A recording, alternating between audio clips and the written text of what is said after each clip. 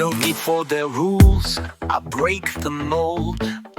In my truth I'm bold, I'm a force to behold. My path's mine to choose, my story to tell. In this photo, I'll be fabulous, I'll be real. Bitch, I'm fabulous. I'm fabulous, I'm fabulous. I'm fabulous. Bitch, I'm fabulous. I'm fabulous, I'm fabulous. Bitch, I'm fabulous. I'm fabulous, I'm fabulous. Oh, I'm fabulous. Bitch, I'm fabulous.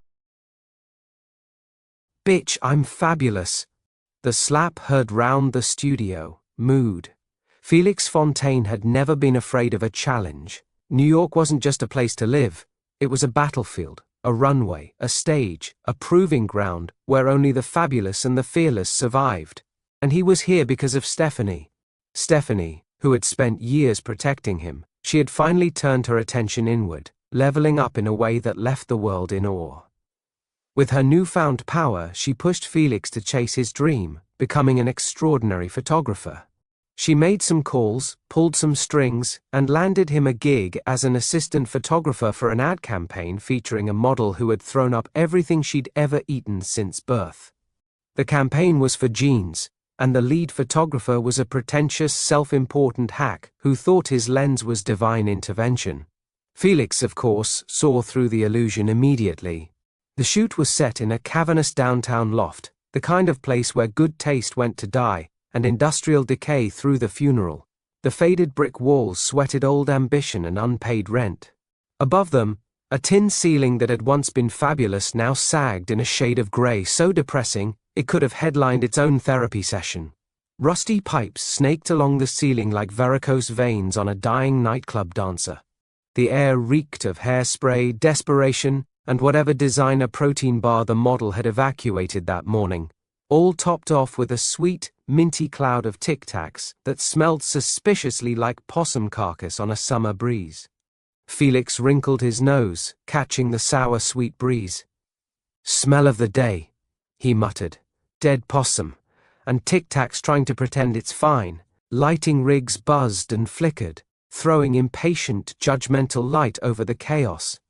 A makeup artist sobbed quietly into a coffee cup, labeled "World's Okayest Glam Squad," while an unpaid intern pecked at a dead phone like it was an ex texting back. It wasn't a studio, it was a hostage situation with better outfits. And Felix Fontaine? He was already plotting his takeover, the shoot that changed everything. Felix stood behind the lead photographer, watching as the model, a waifish, glassy-eyed girl draped over a rock, did her best impression of a lifeless mannequin. Her hollow stare screamed "help me," but instead of stepping in, the photographer kept barking at her to find the emotion, as if she had any calories left to process human feelings. Felix, never one to hold back, leaned in. "Sweetheart," he called, stepping onto the set. "You look like a hostage. Is there a ransom? Should we pool together for your release?" The model blinked. "Listen, light in the loafers, I'm a model, a successful one." Felix held up a tablet displaying her last few shots. "If you outlined this one in chalk, the NYPD would file it under suspicious death." The model rolled her eyes. "They have Photoshop, limp wrist." Felix zoomed in on the next image. "Professional model? Are you even in the room? You're supposed to bathe in the light. I fuck the camera. Come on." She hissed through her teeth. "I'm going to claw your faggoty eyes out." The lead photographer spun around, rage brewing. "Excuse me? You're an assistant. Your job is to hold reflectors, not—" Felix had had enough. With the precision of a lifetime of frustration, he lifted his hand and slap. The studio lights flickered like a disco ball, then stopped, then flickered again. Across the globe, in a remote village in Indonesia, a fuel-starved generator hummed to life and powered an entire town for 2 straight weeks. A young man in the studio, an intern, working 2 jobs and failing trig, glanced at his phone and suddenly understood every function on his exam. He aced it before he even sat down. The model's transformation was immediate. Her dull, vacant expression shattered, her eyes lit up with fierce, determination. She lifted her chin, rolled her shoulders, and smiled like her life depended on it. The room gasped. Felix stood stunned, questioning the full extent of his power. Tyra, the model formerly known as Disinterested, turned, hand on hip, body twisting into a pose that electrified the set. She commanded the light. She owned the camera. It was as if she had been summoned from another dimension. A divine force now stood before them. Felix raised his Nikon Z9. He took the shot, and in that moment, he knew it was legendary. The lead photographer turned crimson. "You're blacklisted. Get off my set." Felix slung his camera over his shoulder. "Worth it, bitch, I'm fabulous. Glares like that should be licensed." Tyra strutted away from the set like the slap had realigned her chakras and cheekbones. Banana in hand, she tossed 2 unopened packs of sugar-free Tic Tacs into the trash, like they were trauma she didn't need to carry anymore. She didn't even know where the thoughts were coming from. Maybe the slap knocked something loose, but suddenly she heard her own voice echo back in her head. The words she'd thrown at Felix, the slur, ugly, lazy, easy. Tyra took a slow breath. "Damn," she muttered, barely audible. "That wasn't cute, that was recycled damage." She looked at her reflection in a makeup mirror as she passed, mascara smudged but eyes alive. "I talk like that? Still?" she whispered. "Shit. I sound like one of those bitter Republicans who do closet drag in Alabama church basements, then vote against funding queer youth centers." She pulled out her phone, hands still a little shaky from the adrenaline. "Hey Siri," she said, voice steadier now, "remind me to update my gay vocabulary. And cancel faggoty." That wasn't a read, that was a cry for help. She tucked the phone away, and kept walking. The room still buzzed with whatever spell Felix had slapped into being. Somewhere in the corner, a stylist was weeping into a bag of bobby pins. Felix walked past, all shoulder, cheekbone, and divine frustration. "You good?" Stephanie asked, already knowing the answer. He didn't reply. Just paused, pivoted mid-stride, and glared. Not at her.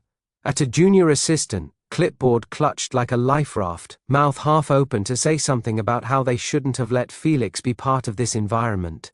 The assistant didn't even finish the sentence. Felix's eyes sliced across the room like a truth laser, and the poor girl folded emotionally in on herself like a crushed IKEA box. "Sorry," the assistant whispered, backing away. I didn't mean." The glare intensified. Stephanie swore the temperature dropped. Somewhere, a smoke detector chirped. The assistant vanished in a rustle of panic and outdated denim. Stephanie raised an eyebrow. "That was a correctional glare if I've ever seen one." Felix turned back toward her like nothing happened. "It's new, less energy output, sustainable judgment," she grinned. "You're gonna save the planet with that look." Then her smile dropped, just for a second. "Do you think it works on internal voices? 'Cause mine's been running her damn mouth lately." Felix looked at her. Really looked. No glare this time. Just that kind of stare that felt like a hug wrapped in a reed. "I think," he said softly, "your voice just wants to know if you're still on her side." Stephanie blinked, smiled, a real one this time, and punched him lightly in the shoulder. Felix cocked his head, mischief creeping back into his eyes. "Loser buys lunch?" Stephanie laughed, already digging into her bag. "You're on." She yanked out a pack of emergency chopsticks like a weapon, and held them up between them like a samurai duel invitation. Fashion Crocs Sushi, Battle for Lunch, was officially underway. The call to Alta. That night, Felix curled up on his impossibly stylish couch, staring at the photo. Something inside him shifted. Something bigger than himself. He needed to talk to someone who understood power. Someone who had always known who he was, even when he didn't. He called Alta. She answered on the first ring. "Felix, baby. The girl at my coffee shop doesn't know Jesus." Felix smiled. "If you ever see Father Cliff, try not to say that around him." "Mother, you've rubbed off on me as much as I've rubbed off on you." Alta hummed in agreement. "Of course. What's on your mind, my love?" Felix hesitated, then exhaled. "Mom, have you noticed the difference in Stephanie? Darling, she's unstoppable. I accidentally had a three-way call with her with Dr. Philip. She was swapping crypto and getting ibuprofen like a professional Bond girl. She's out here turning men into accessories. I did that. Alta paused. Explain. The defender with no confidence. I slapped her, and she changed. Like instantly, like something unlocked. Today, I did it again. Another slap. Another transformation. Silence. Then Alta, with the weight of 1,000 lifetimes of wisdom, said, "Baby, if this is your power, then you need to be very careful who you slap." Felix bit his lip. What if this means something? What if it's bigger than me? Alta exhaled. Felix, my love, everything about you has always been bigger than you. Felix closed his eyes, letting her words sink in. Then Alta added, now tell me the truth. You still resisting homosexuality? Why, Felix? Give it a try. Dip your toe in. I'm not asking you to insert a finger. Just test the water. Felix burst out laughing. Mother! Alta chuckled. Good night, my love. Call me tomorrow, and be careful where you put those hands. Felix smiled. Good night, Mom. Stephanie, unstoppable. Meanwhile, in a penthouse with ceilings higher than most people's ambitions, Stephanie was thriving. She didn't ask for permission anymore. She took. Her presence commanded rooms. Her voice left imprints. She lived like a woman who had nothing left to prove, but every intention to prove it anyway. Stephanie had always been fierce, but now she was unstoppable. She stood alone by the floor-to-ceiling windows, the city glittering below her like an empire laid at her feet.